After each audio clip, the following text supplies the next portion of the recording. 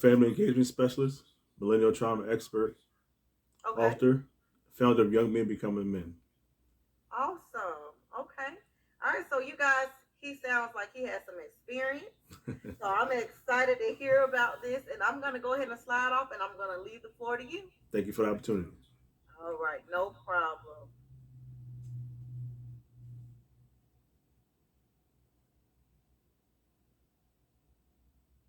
Thanks everyone for tuning in. I appreciate your time. I'll be talking about emotional intelligence for men.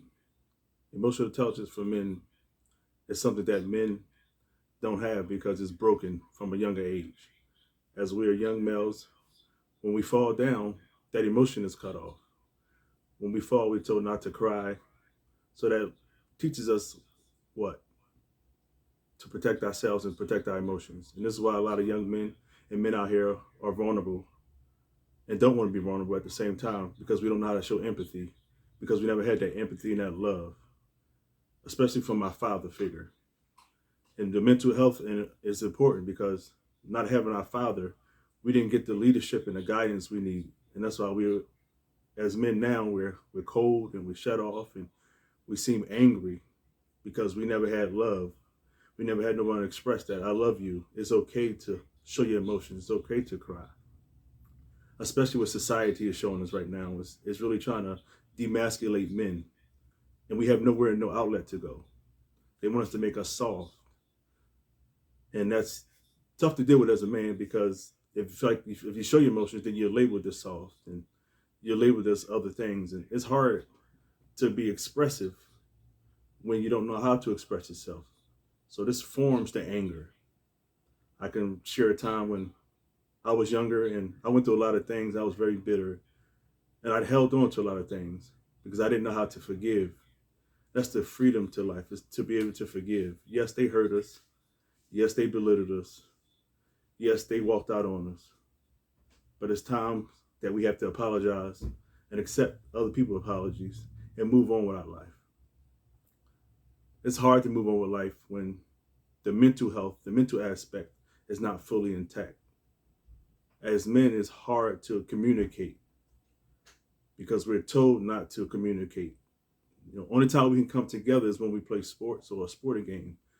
That's interesting for us to be in the same supermarket, but we look up at the TV and the game come on, we can talk the whole time. But that game go off, we walk apart and we walk away. And that within that opportunity, we lose the opportunity to see how our brother is doing. And we lose the perspective of a life, what they're dealing with and what they're going through. Because we go right back to what we was doing and what's going on in our lives. The challenging factor of being a man is not growing up with the principles of being a man. That's very challenging because you go through life looking like you're weak when you don't understand certain things. We don't have the guidance as men because we're torn, we're broken, and we're very fragile. That's when our ego comes in. It's hard as a man because when we're out here, we're trying to do the right thing and things are not going our way. What's our answer? Who do we turn to? What results do we want to have in life? And it's hard to figure out what we want to do in life when we never had the time to sit down and think about who we are and how we want to make the impact. Because we live our lives sometimes seeking for acceptance. Acceptance is hard because we want to be a part of something, especially when we didn't grow up not being a part. We all want to be accepted, we all want to be loved, but it's the value that we have that we don't know. We have a lot of value, but no one has tapped into us. There's people out here that's willing to help us, but we have to seek the help and lay down our pride to step aside and want to be helped. That's the key. Wanting to be helped is very hard for men because, again, our pride withhold us from a lot of things in life, becoming great men because we're prideful and we don't want to feel like we are in need. We don't want to feel like we have to rely on someone. But as at times we may have to rely and we may need someone because if you're not relying on anyone and you're not strong in the area, how would you be able to overcome that? I'm a living witness. My area was being unforgiving. Wasn't strong in that at all. And people used to tell me you need to let that stuff go. You need to let that bitterness go. You need to be able to forgive your parents. Be able to love yourself. For a long time, I'm like, you can't tell me how to love myself. You can't tell me what to do. But in the full picture of it, I didn't understand, because to me, it was like, okay, they're telling me how I should live and how I should be and how I should think. But not knowing that life goes on, and at times we lose family members. And we look back when they're gone and we wish that we could have done things different, knowing while they're here, we still have that same mindset, but we just hold on to the resentment. I was very bitter and very hurtful and very disappointed with my dad. Not knowing that when he grew up, he didn't even have his dad. So I had more than what he had when he started as a young man. Even though he was there, he may not have been present, but he actually was there. His dad never had a chance to know who his dad was. So he never had a chance to be able to get leadership and be able to understand what it's like to do certain things, or experience just walk down the street with his father, going to the store.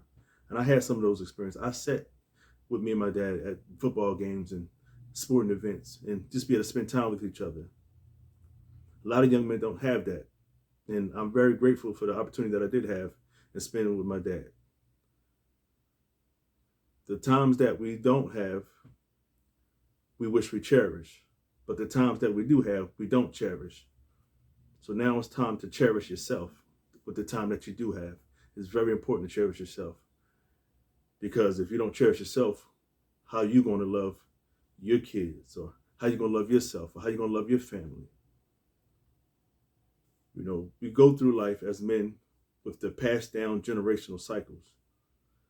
And we never take the time out to figure out, why am I like this? Or who was like this in my family? So we can understand it's time to break those curses. Because a lot of our young men out here are looking up and wanting the older men to step forward in their lives. They're not looking for you to be their father. They just want you to be present. Because we all have something in common. We all have a sport team we like in common. We all have art that we like in common. We all have music that we like in common. It's about bringing our common interests and coming together as men without being ashamed, and sit down and talk. Say, I hurt in this area. This is what I'm going through in this area. This part of my life is tough right now because of. The key to life is loving yourself, forgiving others, and leave your impact. How do you want your legacy to be remembered?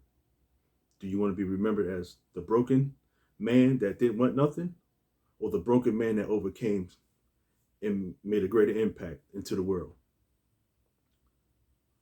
I love this opportunity. I really do. I really appreciate this. As I talk right now, it's taking me back on a lot of things that I experienced, and there's a lot of things that I still need to work on within myself, especially talk about the emotional intelligence. Because me showing empathy, I'm not big on empathy, and right now I'm seeing that that's something area that I have to work on. You know, growing up, and pretty much my mom raising me, and seeing your mom as the stronger, dominant person, it was like, okay, if mom's tough, then I have to be tough. Not understanding that all that she had to deal with, she had to be there because she didn't have somebody to talk to. She didn't have an outlet. So it's time to come together. It's time to reach out and say, look, I hurt here. Your why is much greater than anything right now in your life. Your why is important because what you're going through is there for you to be able to help the next person. And that's what it took me a long time to learn in life. The unforgiveness is what's the part where I had to learn, because I got sick and I had Crohn's disease just from being angry and holding stuff in and replacing bitterness with forgiveness. And I end up hurting myself. And that's what we do as men. We harm ourselves because we don't want nobody to come close to us, because we don't like to be vulnerable. We don't like to be in a place where we feel like people can come in and at any moment they can snatch the rug from under us. We don't want to be in that position to be hurt. But how are you going to overcome that hurt? How are you going to overcome that vulnerability if you're not putting yourself out there to be helped? There's a greater cause for your life. There's a greater purpose for your life. And it's up to you to, open your heart, open your mind, and say, from this day forward, you'll never be the same. You will no longer transition into unhappiness and bitterness and sadness. That will be behind you because you're starting to work forward to the new. The new is your new mindset, the new heart, the joy that you want to have, the things that you want to do, and the people that you want to help. But it's up to you. I struggle with emotional intelligence, especially growing up in a single family home. That's hard. Not knowing how to be able to communicate. That's what I struggled with, the social aspect of it. I felt like everybody was against me. I was too afraid to talk because I didn't want to be teased by certain things. I talked different. I didn't talk like everybody else. I felt as though that, since I'm not being helped and not being loved in the way I want to be, why deal with people? You're shutting off yourself. You're not shutting off the people because their lives are still going to move forward while we're still stuck. The greater experiences, you overcoming your trials and your traumatic experiences. I'm here for you. There's other great men out here that's willing to help you. It's just a matter of time for you to step forward and love yourself and say, this is the day that I will no longer be the same. Love is an action word. And if you love yourself, you'll put the action to help yourself become a better man, to forgive yourself, to love others, and always remember that you're the greatest thing that was created, because there's many people out here, but there's no one like you. There's no one like you. I want to touch on being emotional. Emotions is hard for men. Like I mentioned earlier, the empathy part is an expression. I'm not able to express empathy. I can show emotion, but I can't express the empathy part of it. And I struggle with this every day. It's hard for me because I look around and I see people are hurting, and I can empathize with you. But for me to get out there and like reach my hands and hug, I'm not that type of person. But I need to work on that. We all need a hug. We all need a word of encouragement, especially as men, because the day-to-day life that in society that we live in right now, it's tough for us, especially trying to move forward in life, especially wanting to do the right things. Everybody's not here doing the bad things. There's some people out here that are doing good, but not catching that break. And it's like, I'm tired and I'm frustrated, but I plead and I beg with you, don't give up. Keep pushing. The greater good is on the other side. But if you give up at that present moment, it's so much more great over there that you're not going to be able to see. You have to keep going, my brothers. You really do. You really do. The pressing is in your blessing. It really is. It really is. You have to keep going. Please don't stop. I plead with you. I plead with you because I experienced tough times and still am experiencing tough times. And things may not be going the way I wanted to go, but I know if I keep pressing, because what I'm going through is for me to get to the other side, who's over there for me to help, who's over there for me to be able to encourage, uplift, and build. If I stop now, it'll die right there, and I won't be able to help. Who's there for me to help? The same thing with you. So keep pressing. Your change is there. Your time is now, and the greater good is within.